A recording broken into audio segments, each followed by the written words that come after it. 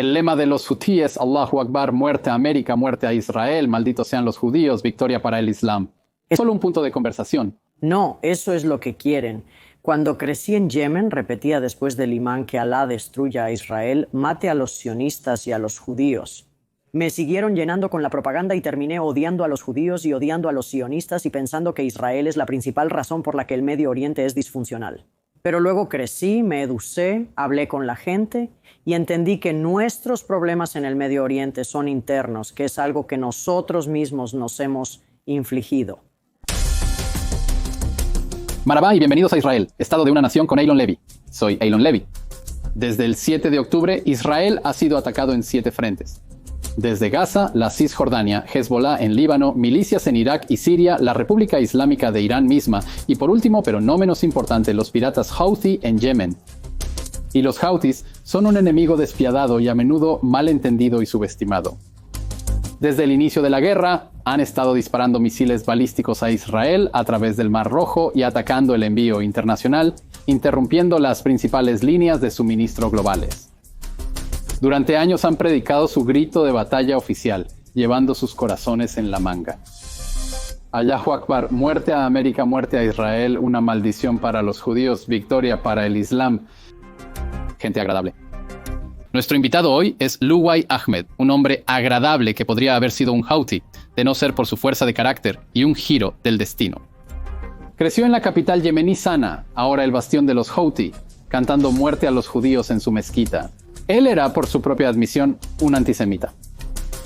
Pero como un hombre gay en un país que ejecuta públicamente a los homosexuales, Luwai solicitó asilo en Suecia y comenzó un proceso de desradicalización que lo ha llevado aquí a Israel, un país que ahora ama con orgullo. Y hoy lucha junto a amigos israelíes por la democracia, los derechos humanos y un futuro pacífico para nuestra región, un activista en el movimiento Constructores del Medio Oriente en las redes sociales. Mi conversación con Luwai se entreteje a través de su historia de autodescubrimiento para exponer la fea verdad del régimen pirata Houthi y esbozar alguna esperanza para la desradicalización y la paz. Bienvenido a Israel, Estado de una nación con Eylon Levy. Últimas noticias desde Israel esta mañana. Impactante toma de rehenes. Cientos de israelíes están muertos. Quiero traer al portavoz del gobierno israelí, Eylon Levy. ¿Qué sucede cuando termina la pausa de 4 días? ¿Cómo resuelves esto? ¿A dónde va esto ahora? ¿De Israel?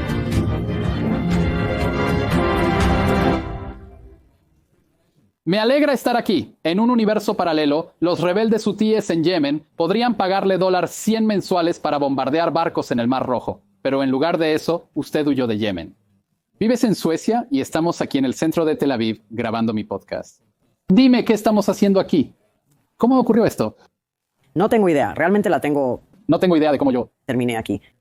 Es una locura porque hablo de cómo cuando crecí en Yemen y estaba en las oraciones del viernes, constantemente repetía después del imán y que Alá destruya a Israel, que Alá mate a los sionistas, que Alá mate a los judíos. Y como niño, ¿sabes? No sabes cómo procesar estos pensamientos y no tenía idea de que 23 años después estaría aquí en Israel, hablando con un sionista israelíes y realmente amándolo y humanizando a las personas que viven aquí. Y creo que recuerdo cuando era niña pensando para mí misma, pero ¿qué pasaría si yo fuera ellos? ¿Qué pasaría si Dios? ¿Qué pasaría si Alá me hiciera judía nacida en Israel? ¿Tendría algún sentido que Él hiciera eso? Como ya sabes, intenté tener un punto de vista holístico cuando era niña, pero seguía siendo bombardeada con propaganda y terminé odiando a los judíos y sionistas. Israel es la principal razón por la que el Medio Oriente es disfuncional. Pero luego crecí, me eduqué, hablé con la gente y entendí que nuestros problemas en el Medio Oriente son internos, que es algo que nosotros mismos nos hemos infligido y es algo contra lo que tenemos que trabajar y trabajar con. Y creo que esta es la historia que sigo repitiendo, es que la principal forma en que pude empezar a humanizar a los judíos fue en 2014 terminé dejando Yemen como refugiado homosexual a Suecia. Una historia muy larga, pero un recuerdo que era una casa de estudiantes en Halmstad, en Suecia. En ese momento no hablaba sueco, solo llevaba unos meses allí. Y los suecos no son muy habladores. Y había un nuevo chico en la casa de estudiantes. Tenía como cabello negro, se parecía un poco a mí. Así que me acerqué a él. Yo estaba como, hey, ¿de dónde eres? Y él estaba como, oh, soy de Israel.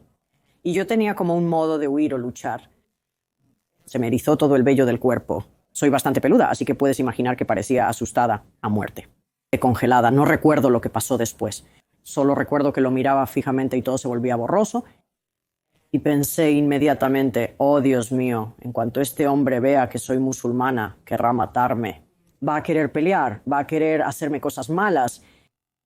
Pero luego le hablé como, está bien, genial, claro, sí vivo aquí. Y durante las próximas semanas seguí esperando que él me hiciera cosas malas, que me robara mi comida del refrigerador, que le dijera a la gente en la casa de estudiantes que soy un terrorista. Y seguí esperando tener esta loca relación negativa con él. Pero acabó siendo mi persona favorita en la residencia estudiantil. Y él me decía que me haría pan yemení. Tenemos mucha comida yemení en Israel, tenemos muchos amigos yemeníes. Y yo como, ¿qué estás intentando hacer? ¿Sabes? Somos enemigos. Esa programación estaba atascada en mi mente. Pero eso también fue el comienzo de que me presentaran a los judíos e israelíes y me di cuenta, wow, son personas increíbles. Son solo seres humanos como nosotros. 5 años después soy periodista en Suecia y tengo compañeros de trabajo judíos y son los seres humanos más divertidos que he conocido. ¿Cómo hicieron mi experiencia laboral en Suecia tan fructífera y asombrosa? Eso fue muy emocional para mí en realidad, porque cada vez que iba a trabajar y conocía a mis trabajadores judíos y son mis favoritos y sentía tanta ira y tristeza pensando que desearía que los yemeníes pasaran por lo que yo pasé y se dieran cuenta de que son solo seres humanos como nosotros y es desesperadamente triste. Pensar en la forma en que te lavaron el cerebro de esa manera cuando eras niño, me duele escuchar eso y me pregunto, ¿es esa una experiencia típica normal en Yemen? ¿O fue esta una mezquita particularmente extrema que no representaba a Yemen en su totalidad? Es triste decir que esa es la experiencia de la gran mayoría. Mi madre es una activista feminista de derechos humanos. Y sabes, ella es la única persona que crecí viendo sin llevar el hijab en Yemen. Cuando iba a la escuela, mis compañeros me decían que mi madre y toda mi familia irían al infierno porque éramos infieles y kafirs al no ser musulmanes verdaderos. Y recuerdo que eso comenzó como una especie de disonancia cognitiva. Espera, mi mamá es increíble, mi mamá es como la mejor persona que conozco. Ella no va a ir al infierno. Y creo que empezó ahí. Como que eso comenzó a desencadenar mi pensamiento crítico. Y tristemente, como ahora, siendo anfitriona de un canal hablando de paz, y estoy como apoyo a los israelíes y al pueblo judío, y veo su humanidad y ¿sabes? Estoy usando esto de traer de vuelta a los rehenes, estoy en contra del terrorismo y el extremismo. Constantemente recibo mensajes de las personas con las que crecí diciéndome que estas personas son genocidas, que estas personas son diablos. ¿Por qué los estás apoyando? Y simplemente veo a través del lavado de cerebro y no voy, en realidad no entro y les digo, sí, son humanos, pero en realidad entro en modo de ataque, por así decirlo. Y les digo, bueno, ya sabes, 400.000 yemeníes fueron asesinados en los últimos 10 años por los saudíes, iraníes y houthis. ¿Mencionaste algo al respecto? No recuerdo que hayas publicado algo al respecto. No recuerdo que las protestas mencionaran eso. Entonces, cuando los árabes y los iraníes nos están matando, a nosotros los yemeníes, el mundo entero está en silencio.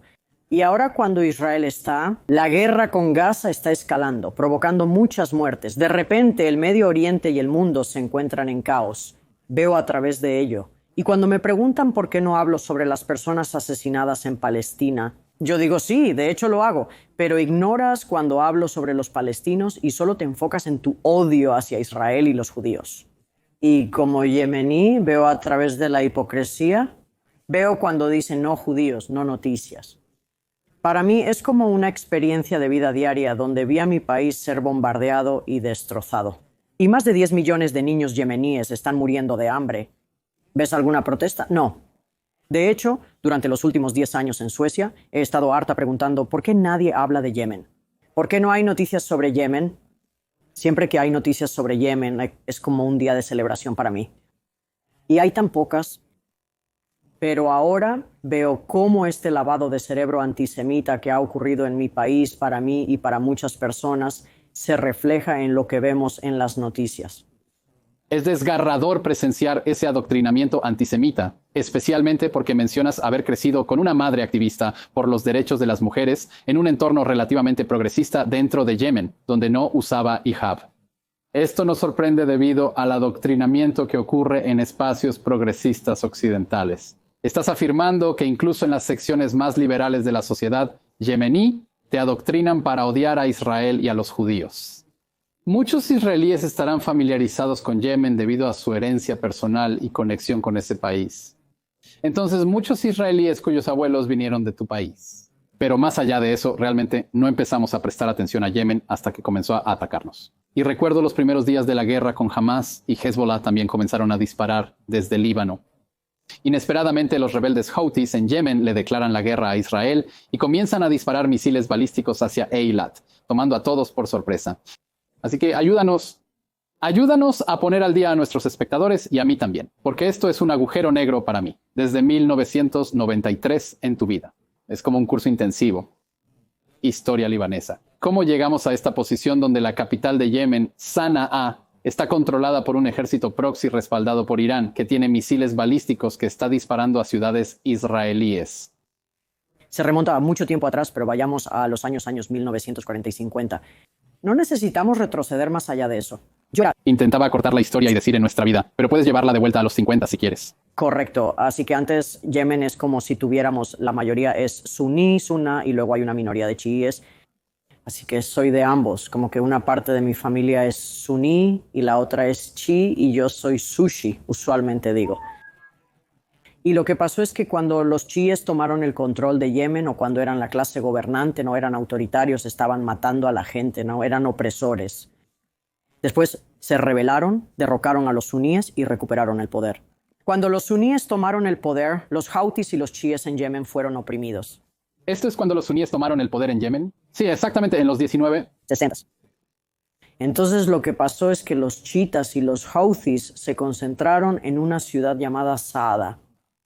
Es algo así como nuestra Gaza chiita en Yemen. Y Ali Abdullah Saleh, quien fue el presidente yemení durante los 90 y 80 con Arabia Saudita, comenzaron a atacar a los Houthis. Estaban bombardeándolos, realmente estaban matando a muchas personas allí.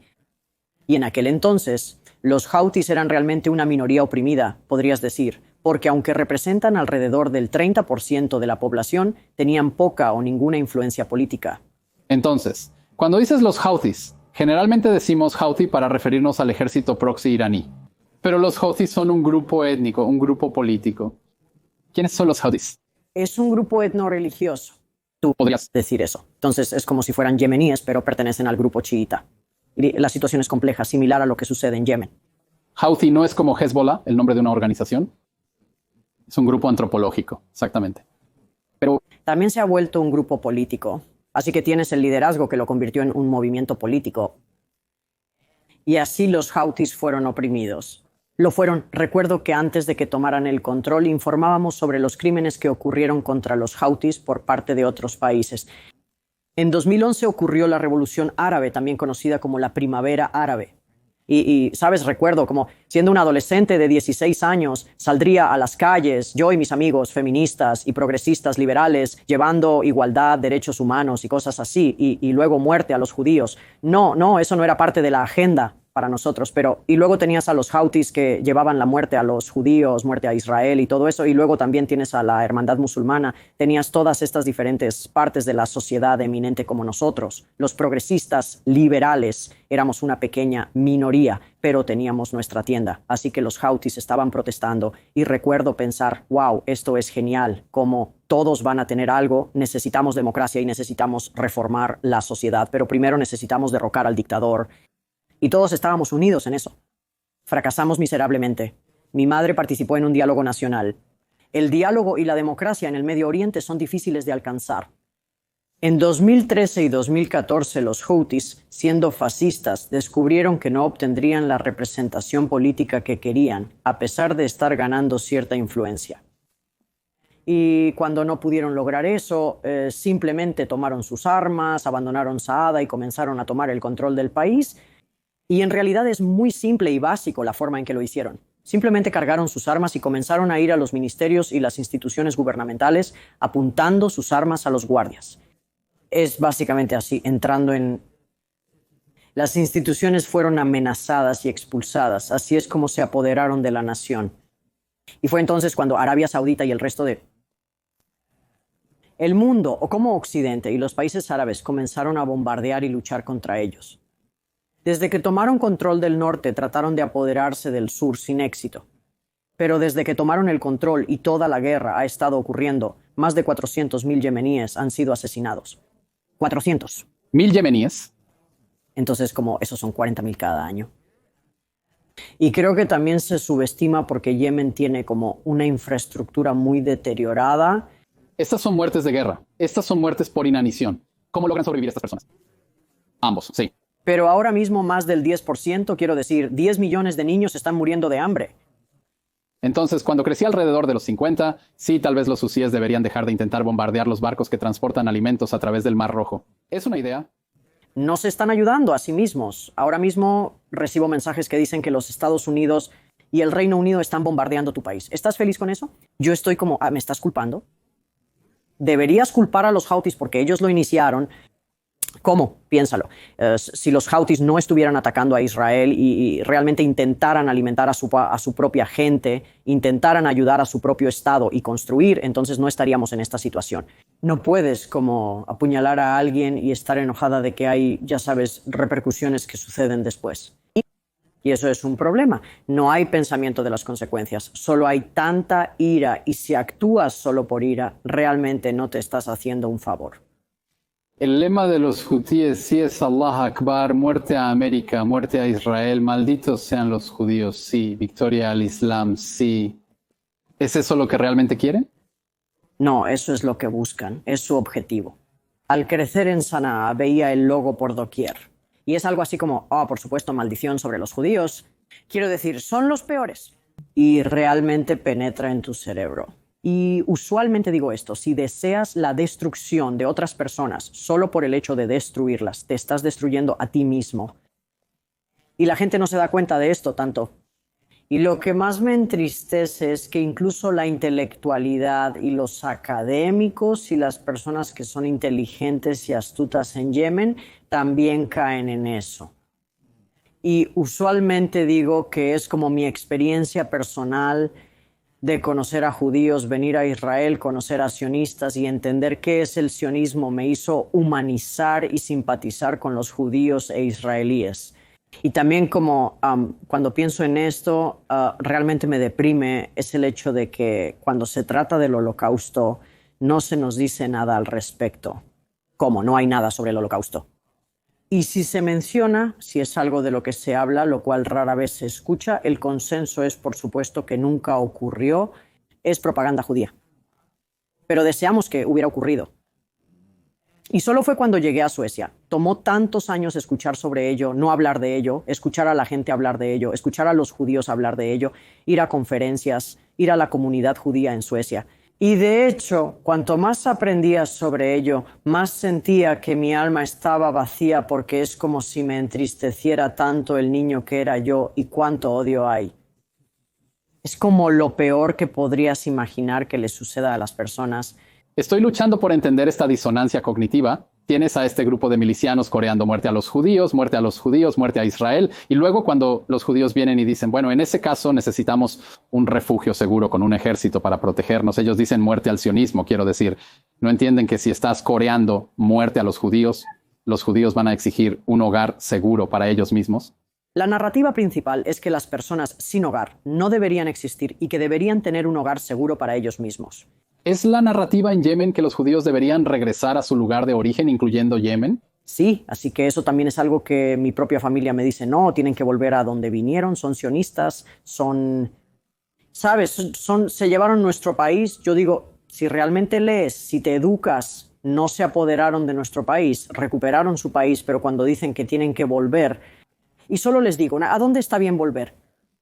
Hay casi 500.000 de judíos yemeníes en Israel. ¿Deberían volver a Yemen, donde solo queda un judío yemení que está siendo torturado hasta la muerte?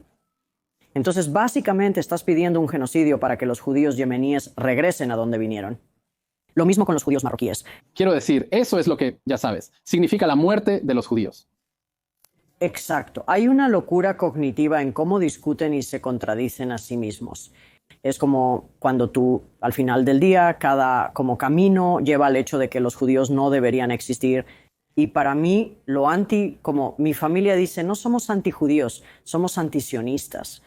Si realmente entiendes que a lo largo de la historia en nuestro país hemos estado matando y persiguiendo a los judíos, entonces comprenderás que es algo similar. Tenemos un pueblo en Yemen llamado el pueblo judío y lo quemaron.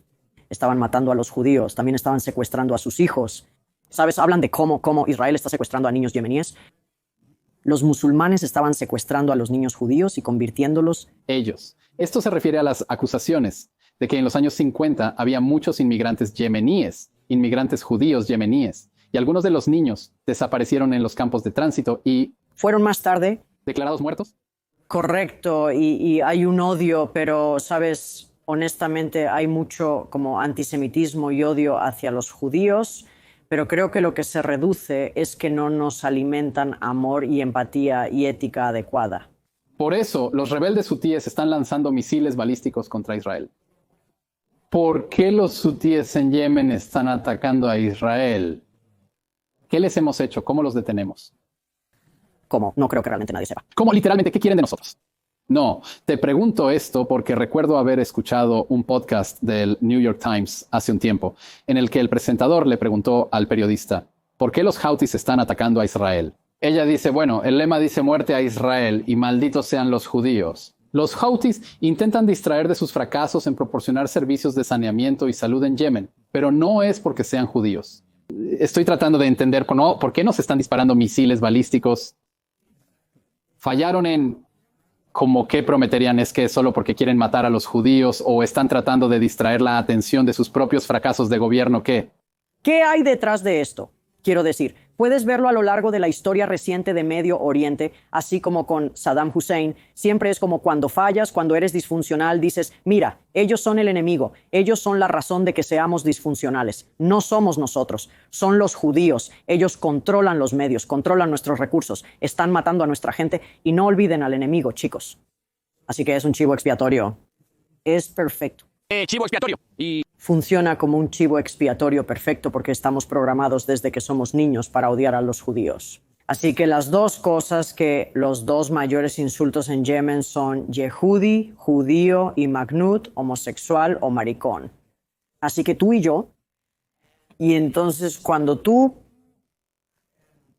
empapas las mentes de las personas con tanto odio hacia los judíos, se convierte en un instinto natural que, oh, claro, por supuesto ellos son el problema. Ok, tal vez Saddam Hussein y los Houthis no puedan solucionar nuestros problemas. No pueden, ya sabes, alimentar a los niños.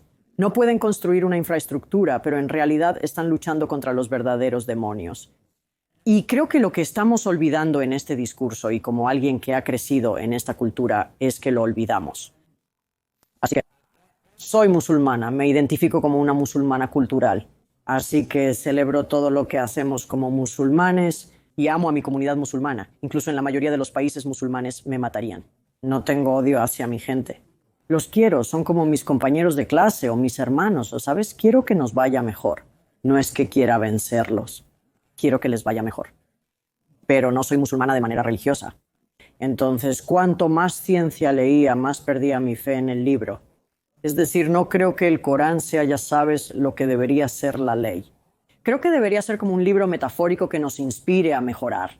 Deberíamos elegir las cosas buenas que pasan a la era en la que vivimos.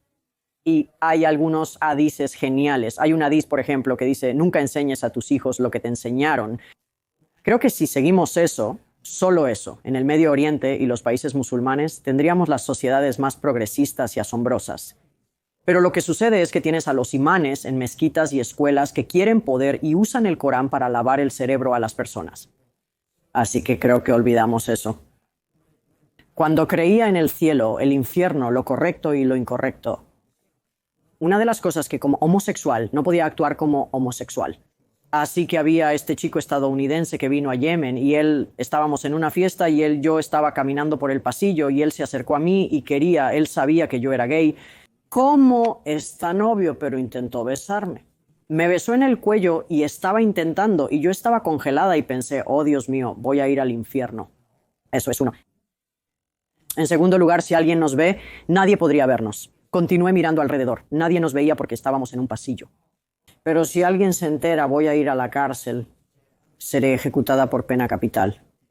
Así que el discurso principal que estaba ocurriendo en mi cerebro cuando creía firmemente en el Corán era que existe el cielo y el infierno. Y esos son los principales, esos son los pilares de la existencia. Así que en la mente de muchos musulmanes que son firmemente adoctrinados para creer en el cielo y el infierno, cuando crees que hay cosas buenas que haces y hay cosas malas que haces y podrías terminar en el infierno o en el cielo y luego tenemos un enemigo, así que eso se queda en tu mente como un criterio de lo que deberías hacer y no hacer. Así que ya sabes, en el Islam tienes a los ángeles y a los demonios, y los judíos son los demonios. Así que sin importar lo que hagas, siempre y cuando luches contra los judíos, siempre y cuando mates a los judíos, porque es religioso. Hay mucha política, pero también hay mucha religión. Así que cuando odiaba a los judíos no era solo por Palestina, no era solo por Gaza, era una creencia firme de que los judíos son personas malvadas que intentaron matar al profeta Muhammad, que incluso hay una conquista de la que aprendemos donde el profeta Muhammad ordenó la masacre de todo un pueblo judío. ¿Esto es Chaibar? Sí. Y este es el canto que escuchamos tan a menudo en las calles del oeste, Chaibar, Chaibar al-Yahud, que es un grito de guerra, ¿verdad? Exactamente.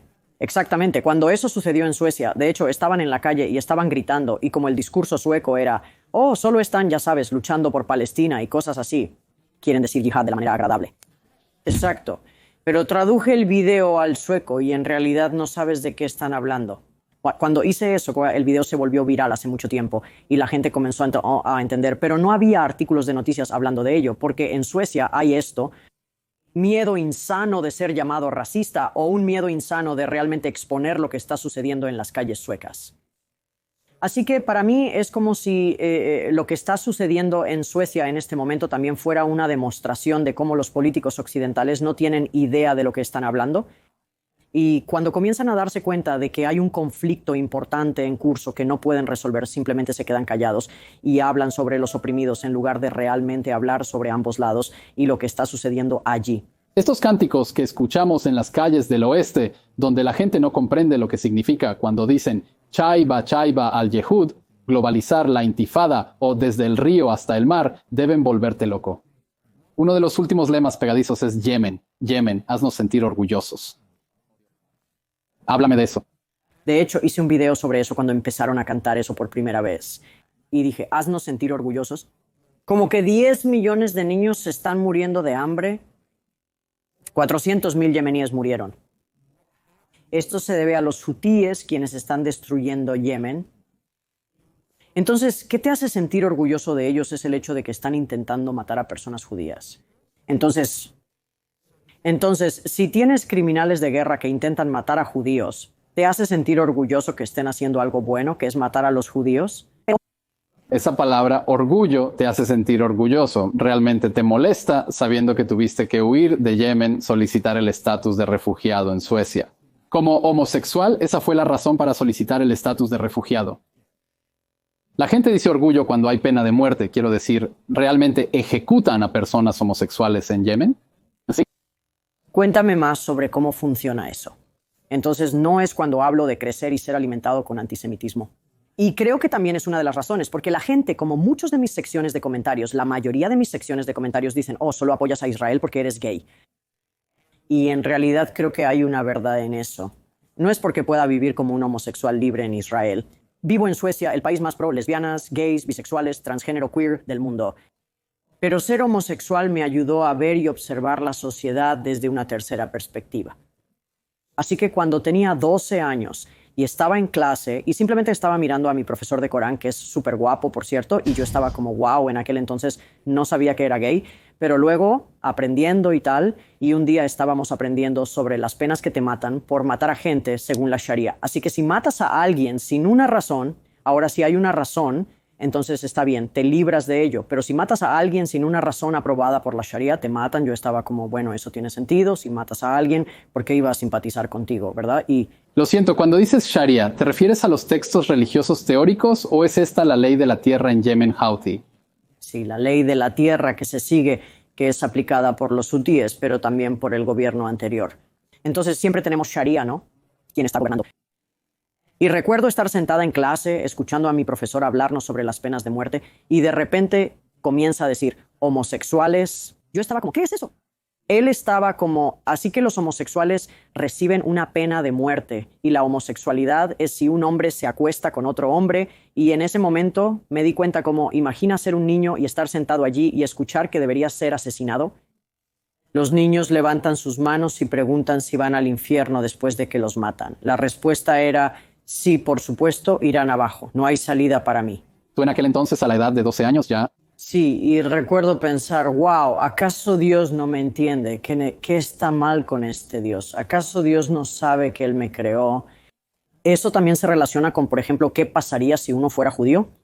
Entonces lo siento, ¿es común que las personas homosexuales sean ejecutadas en Yemen? ¿Es un hecho raro que el gobierno persiga activamente? Es común, pasa a menudo. Constantemente escuché que hay tiroteos, van a disparar a la gente en la plaza, así que los acuestan en el suelo y les disparan. Nadie lo reporta, pero se escucha constantemente. Lo siento, esas son las ejecuciones oficiales. Es oficial, tanto el gobierno como los Houthis lo están haciendo ahora. Simplemente están continuando.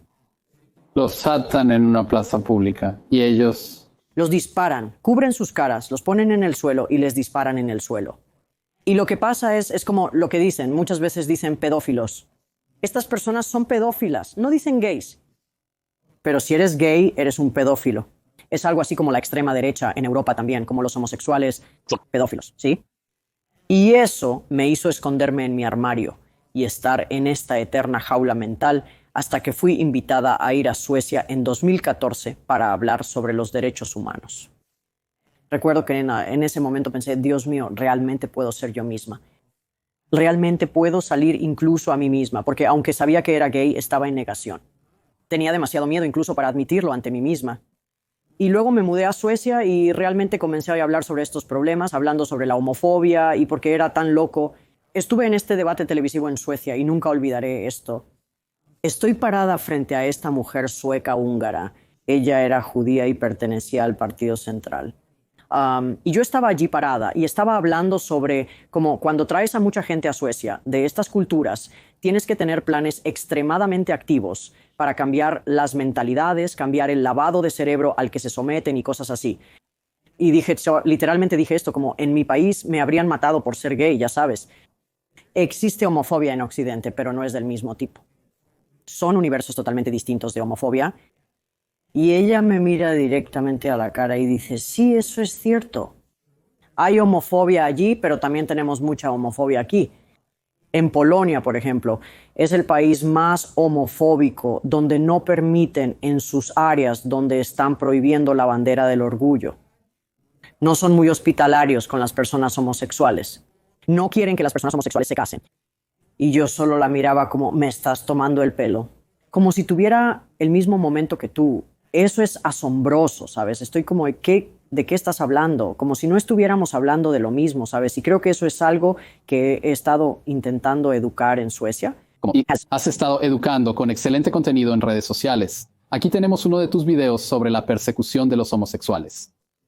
En Yemen, si podemos ver esto ahora. El mes pasado en mi país, Yemen, la milicia Houthi mató a 13 homosexuales y este mes planean matar a 35 más. Y nadie está hablando de esto. La pena por homosexualidad es la ejecución. Y es la misma pena en otros 11 países en el Medio Oriente, lo cual es una locura. ¿Cómo puedes matar a alguien por ser diferente? Esta es parte de la razón por la que dejé Yemen. Realmente es horrible lo que está sucediendo allí.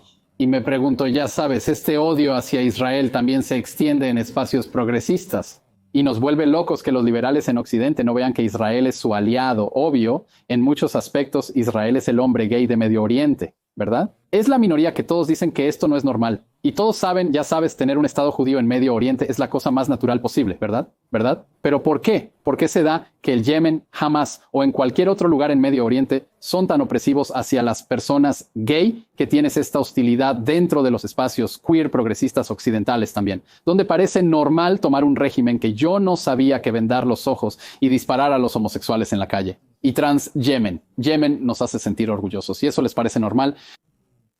Creo que después de mucho tiempo de lavado de cerebro marxista extremista, porque, sabes, no somos los únicos que están siendo lavados de cerebro en Yemen y en Medio Oriente, hay mucho lavado de cerebro extenso que sucede en Occidente, Y creo que para resumirlo, creo que el problema principal del que habla mucho uno de mis escritores favoritos, Adam Flam, es que dice que en Occidente solo hay dos lentes. Hay como opresor y oprimido. Y caes en estas categorías dependiendo del color de tu piel. Ya sabes, hay muchas dimensiones. Pero en el caso de Israel, Israel es el opresor y Palestina es la oprimida. Y por lo tanto, ninguna crítica hacia Palestina se convierte en un ángel sagrado debido a la opresión que sufren. Y eso nos hace los diablos. Por definición. Y porque los israelíes son los opresores, simplemente tenemos que condenarlos. Ellos son los que tienen el poder, ellos son los que tienen el ejército, ellos son las personas malas. Y creo que esto va más allá del conflicto entre Israel y Palestina. También es como lo ves en América con el conflicto entre negros y blancos, ¿verdad? Como si fueras blanco, eres un opresor. Si eres negro, entonces estás oprimido, punto, ¿verdad?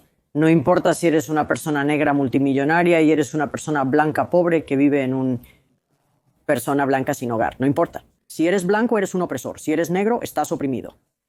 Y creo que eso colorea mucho el discurso porque solo ven otro problema que realmente me enfurece más que cualquier cosa.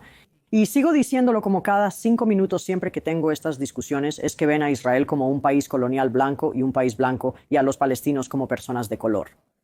Y eso también colorea su mentalidad de que las personas blancas son los opresores y los colonizadores y las personas de color son las personas colonizadas. Así que no son capaces de entrar realmente en los detalles y ver realmente lo que está sucediendo. ¿Qué está haciendo Israel y por qué están haciendo eso? Es un país de colonos blancos, con todos los cientos de miles de judíos de ascendencia yemení, que se supone que deben regresar a donde vinieron, donde serían asesinados porque la gente está saltando muerta a los judíos. Exactamente, pero también diría que Así que con el trabajo que hacemos con constructores del Medio Oriente es que estamos tratando de luchar, no estamos luchando contra el extremismo y estamos tratando de humanizar a las personas ya sabes, en el lado palestino y en el lado israelí. Me alegra que lo hayas mencionado. Ahora tenemos un clip de acción. Me gustaría comprender mejor el proyecto Constructores del Medio Oriente, ya que me tiene muy intrigado. ¿Somos pro-Palestina o pro-Israel? ¿De qué lado estamos? En nuestra página podrías ver contenido como este, criticando a los colonos israelíes violentos o explicando cómo Israel se convirtió en un hogar seguro para los judíos. Y podrías estar preguntándote, ¿de qué lado estamos? ¿De Israel o de Palestina? Estamos en el tercer lado. ¿Qué es el tercer lado en este conflicto? El tercer lado, el lado del sushi. Creo que eso es el tercero. Lado al que puedo unirme. Sí, genial, porque no creo que esto sea binario. Cuando lo marcas como el sitio de sushi, es difícil decir que no, ¿cierto? Como que no sería una función judía sin sushi, ¿verdad? Exacto, precisamente. Bueno, entonces... Aquí está la cosa que en realidad un chico se me acercó el otro día, un israelí noruego, y me estaba diciendo, ¿por qué eres tan inteligente? ¿Por qué estás haciendo cosas con los constructores de Medio Oriente? Es una organización de extrema izquierda. Espera, ¿qué los hace de extrema izquierda? Y luego él dijo que están pidiendo paz. Estoy como, espera, detente. ¿Qué acabas de decir? Y luego para mí eso es tan enfurecedor porque nosotros en los constructores del Medio Oriente somos de derecha, de izquierda, centristas, palestinos, israelíes, árabes. Somos de todo el espectro y solo tenemos una misión: luchar contra el extremismo y humanizar a los seres humanos. Contamos historias de personas en Gaza que están haciendo cosas increíbles. Informamos sobre los palestinos que buscan unir a las personas y humanizar a los israelíes. Compartimos historias de israelíes que están humanizando a los palestinos. Realmente estamos trabajando como una fuerza de acortamiento que humaniza a las personas porque cuando desplazas las redes sociales siempre te queda este mal sabor en la boca y en el alma donde piensas como si las redes sociales se hubieran convertido en esta fuerza oscura y vacía donde todo lo que ves simplemente te hace sentir mal. Y más que eso no ayuda a construir la paz, ¿cierto? Entonces, los constructores de Medio Oriente somos nosotros que estamos haciendo un trabajo increíble, tratando de humanizar, intentando educar, explicar, porque en realidad me molesta cuando, como digo, soy pro-Israel y pro-Palestina. Cuando digo eso, recibo comentarios de ambos lados acusándome de ser genocida. Y como ¿no se dan cuenta de que los israelíes son realmente seres humanos de carne y hueso y los palestinos también son de carne y hueso? Entonces, en mi experiencia, no puedo ir y decir que los israelíes humanizan a los palestinos y cosas así. Para mí, como árabe que creció en la cultura árabe y la cultura musulmana, y fui personalmente afectada por este lavado de cerebro que realmente pudrió mi alma, me tomo más a pecho decir, no, esto no está funcionando. Hablo con mi gente y digo que debemos cambiar nuestra forma de pensar. Necesitamos ser más humanos y entender que el pueblo judío son nuestros hermanos y hermanas. Y esto realmente me intriga de ti, porque has pasado por este proceso de desradicalización. Una de las cosas de las que Israel ha estado hablando durante esta horrible guerra con Gaza es que si queremos paz, si queremos un camino genuino hacia la paz, necesitamos ver la desradicalización dentro de la sociedad palestina y dentro de Gaza. Las personas adoctrinadas con lemas radicales contra judíos e Israel deben abandonar esa ideología extremista. Vernos como seres humanos, y cuando nos vean como seres humanos tendremos paz. ¿Crees que es posible tener una desradicalización en Gaza y la autoridad palestina? ¿Por dónde empiezas incluso con esa tarea de desenganchar a las personas de una ideología violenta, odiosa y diría que genocida? Absolutamente. Por supuesto que puedes desradicalizar. Creo que las personas que piensan que no se puede desradicalizar a otros están equivocadas. Son monstruos, ya sabes. Es como si hubieras llegado a un punto de deshumanización donde no puedes ver el mundo tal como es. Oh, no estoy diciendo ese tipo de... Esencialmente, sustancialmente. Incapaz de... Yo estaba como no... ¿Cómo lo hacemos?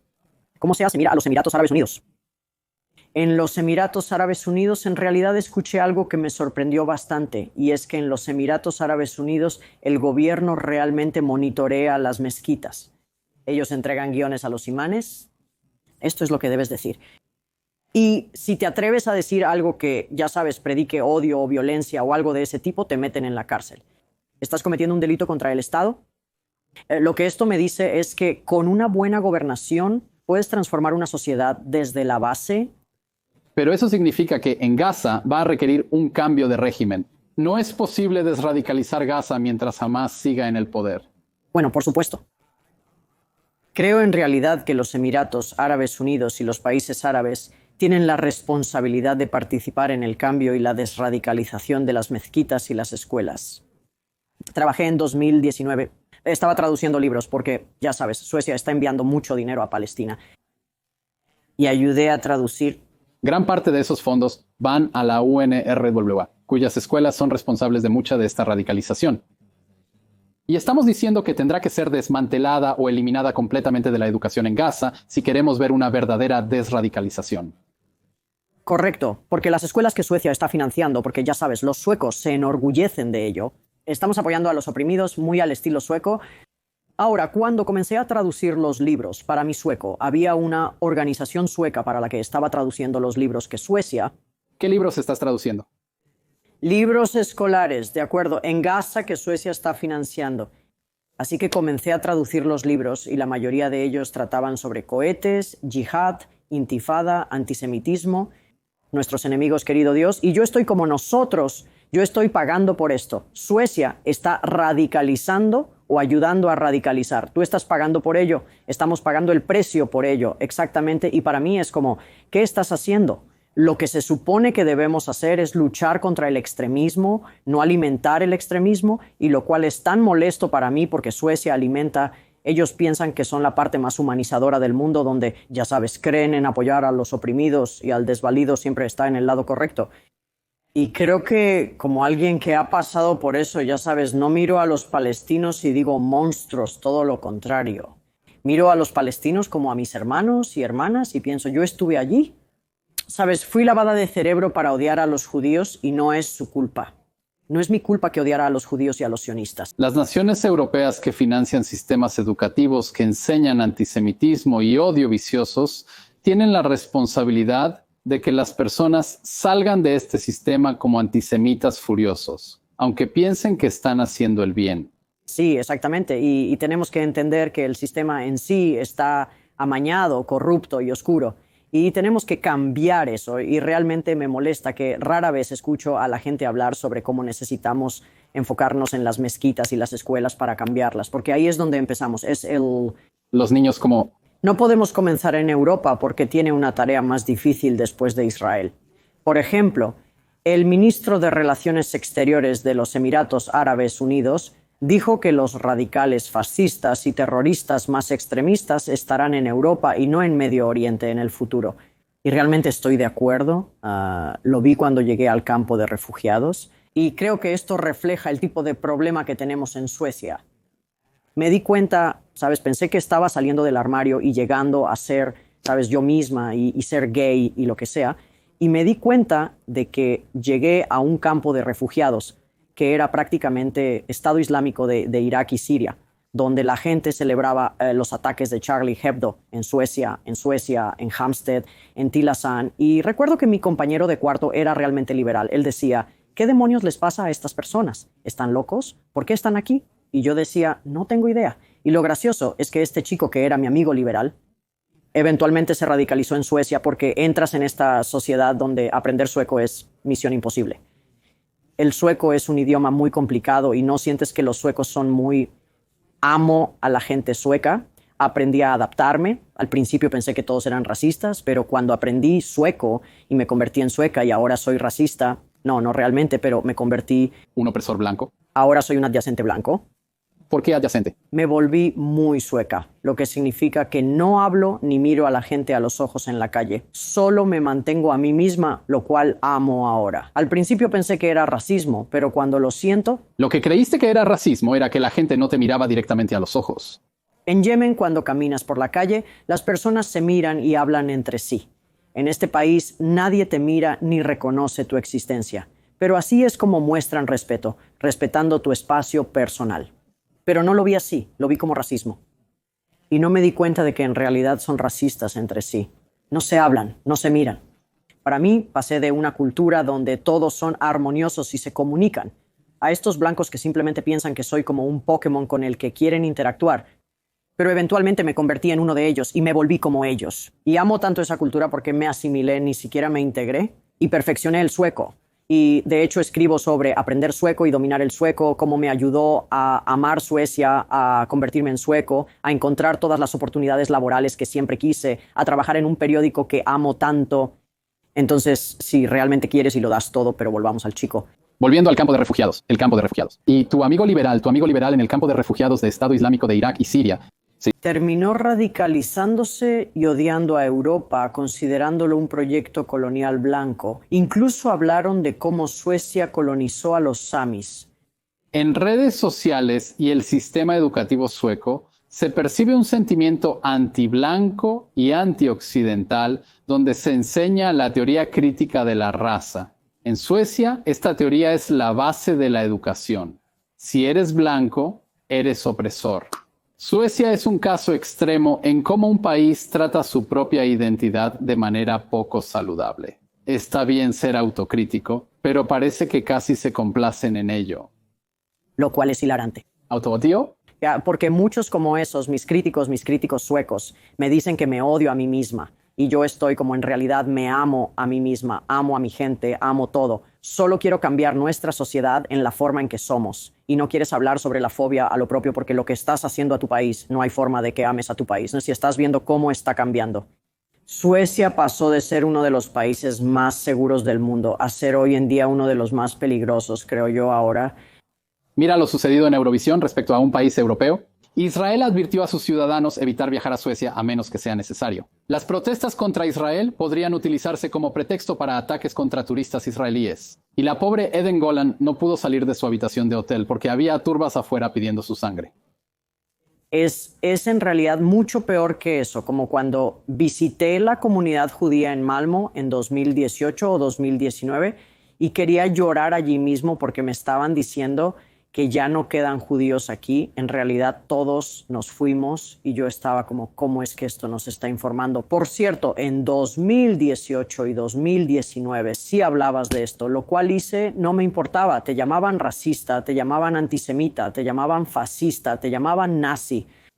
Si incluso hablas sobre el hecho de que los judíos en Malmö están huyendo debido a la migración de países de Medio Oriente, en realidad señalas la razón, porque esa es la razón por la que te llaman fascista, te llaman racista. Hoy tenemos, es tan loco para mí porque hoy tenemos al primer ministro y a todos los ministros hablando públicamente sobre ello. Pero hace 4 o 5 años quienes se opusieron a esto fueron insultados de la peor manera. Yo, porque soy homosexual, soy refugiado, soy moreno, tengo todas estas cartas que simplemente uso, no puedes llamarme racista. No puedes llamarme homofóbico, no puedes llamarme. Aún así, algunas personas me llamaban así para molestar a los demás. Y creo que, como me encanta, Daniel Ryan dice que él y yo estamos tratando de preservar la civilización occidental. No considero que Israel pertenezca a la civilización occidental. Déjame decirte por qué. Porque cuando llegué aquí en noviembre, Ahora me siento excluida. Así que no. Cuando llegué aquí en noviembre, en realidad recuerdo que instantáneamente pensé, wow, como que Israel tiene el alma de Medio Oriente y el corazón del oeste.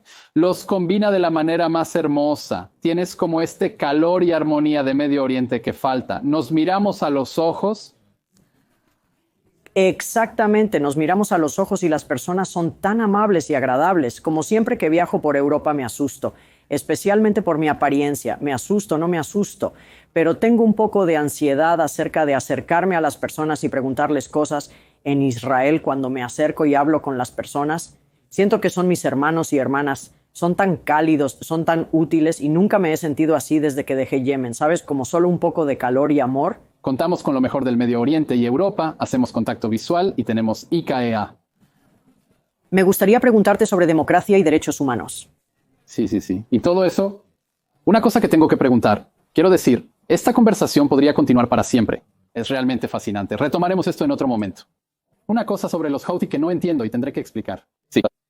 ¿Cómo es que los Houthi hacen los videos musicales más fabulosos? Tenemos un clip aquí que vi al comienzo de la guerra y el valor de producción que los Houthi han invertido en hacer sus videos de propaganda es sobresaliente. Y si tomaran una décima parte de la inversión y el talento que ponen en videos musicales sobre matar a los judíos e invirtieran en Broadway y teatro musical, creo que Yemen tiene una salida a su trampa económica. Mira este video musical de los Houthi.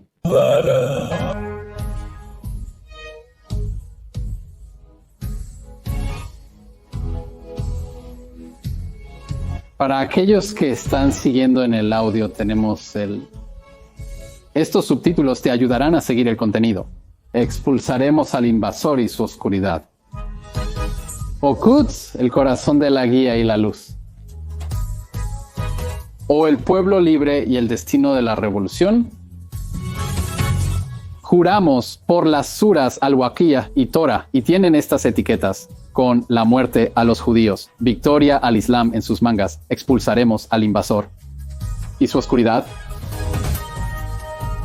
Y continúa con esta melodía muy pegadiza que durante semanas tuve pegada en mi cabeza como una nueva melodía favorita para Laha Dadi en Kabbalat Shabbat los viernes por la noche, y creo que deberíamos empezar a cantarla la versión yemení. No, en serio, bromeo, pero este fue un video que salió al principio de la guerra. Israel continúa intentando expulsar a los terroristas de Hamas, que invadieron el 7 de octubre. Yemen ha comenzado a disparar misiles balísticos a Israel. ¿Están gastando su tiempo creando estos costosos videos musicales? ¿Qué está pasando aquí? Bueno, supongo que tienen talento para la música, pero creo que te muestra sus prioridades. Y en realidad lo que estabas diciendo acerca de, no recuerdo quién exactamente lo dijo, que están tratando de desviar el hecho de que son unos fracasos fascistas y terroristas, que están tratando de mostrar que en realidad están luchando contra el mal y están haciendo un favor al Medio Oriente y que ellos son los verdaderos héroes. Y es tan gracioso porque en Yemen, incluso las personas que son críticas hacia los hutíes y pensaban que eran fascistas, de repente pensaron, vaya, nos están haciendo sentir orgullosos. Están poniendo a Yemen en el mapa por, ya sabes, querer matar a los judíos e israelíes. Y creo que esta producción es prácticamente el producto de uno de los componentes clave de por qué son lo que son y cuán exitosos son, que es la República Islámica de Irán, que es la organización terrorista. No considero que sea un Estado. Es una organización terrorista que está desintegrando el Medio Oriente. Están tratando de apoderarse del Medio Oriente, ya sabes. Una de las mejores formas de hacerlo es a través de intermediarios, porque si entras en guerra directamente, no eres tan inteligente. Pero si usas intermediarios como tus títeres chiitas en Yemen, quienes harían cualquier cosa por dinero porque es el país más pobre del Medio Oriente con una población hambrienta, les están inundando de dinero. Y eso es una de las cosas contra las que la sociedad yemení estaba en contra con los chiitas y cómo es que están recibiendo dinero de la República Islámica de Irán. No queremos la influencia de estas personas chiitas que buscan destruir nuestro país. pero están recibiendo financiamiento, armas, dinero, poder y medios de comunicación de Irán. Así que esto realmente no es una producción yemení. ¿Es una producción de la República Islámica de Irán? Bueno, ahí vamos. Un día, en un Irán libre, esperemos que el pueblo iraní pueda poner sus habilidades en uso para desarrollar el teatro musical y usar eso para desarrollar la economía iraní. Esta discusión es realmente fascinante. Desearía que pudiéramos continuar y continuar. ¿Cómo pueden las personas seguirte a ti y a los constructores del Medio Oriente en las redes sociales? Sí, entonces puedes buscar a los constructores del Medio Oriente en TikTok, Twitter e Instagram. Y mi nombre es Luay Ahmed, así que simplemente puedes seguirme en Instagram. ¿Puedes deletrearlo para los que buscan en sus teléfonos ahora? Sí, es L-U-A-I y luego Ahmed es H-M-E-D. Y sí, y hago mucho contenido reflexivo sobre cuál es mi perspectiva, cómo pensamos que deberíamos desradicalizar. Y trato de hablar con las personas que están en contra de mí como homosexual y en contra de la libertad, la democracia y los derechos humanos en el Medio Oriente y en Occidente. Gracias. Esta ha sido una discusión fascinante. Gracias por tu apertura, valentía y franqueza. De verdad, muchas gracias. Gracias por tenerme. Y eso nos lleva al final del episodio de hoy de Estado de la Nación con Luay Ahmed. Si te gusta, síguenos y suscríbete en YouTube, Spotify, Apple Podcasts o donde sea que escuches podcasts. Suscríbete en todas las plataformas de redes sociales y volveremos pronto con más episodios que nos llevan más allá de los titulares y entre las líneas. Soy Elon Levy y gracias por acompañarnos.